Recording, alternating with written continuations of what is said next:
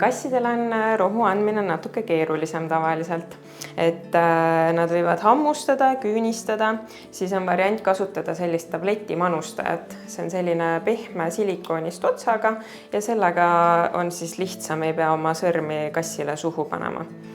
Ja alati on hea ka võtta keegi appi endale, kes kassi hoiab või siis kass mässida teki sisse niimoodi, et ainult pea jääb välja. Siis kui alustate rohu manustamist, siis oleks hea, kui on rahulik keskkond, samamoodi kodus proovida ja panete selle kapsli või tableti, mis teil parasjagu on, see läheb siia otsa, natuke tõmbate seda tahapoole, siin on selline pulk, mis lükkab selle ravimi siis välja. Ja siis on hea, kui keegi hoiab kassi, võtate siit hammaste vahelt ja lükkate täitsa. Nii, ja siis kassil samamoodi masseerida siit lõua alt ja oodata, et ta neelaks.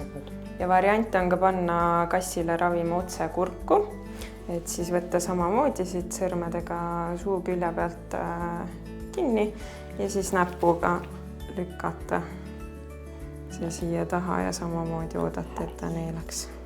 Ja alati peale ebameeldivaid protseduure või ravimi manustamist võib kassile samamoodi pakkuda preemiaks maiust.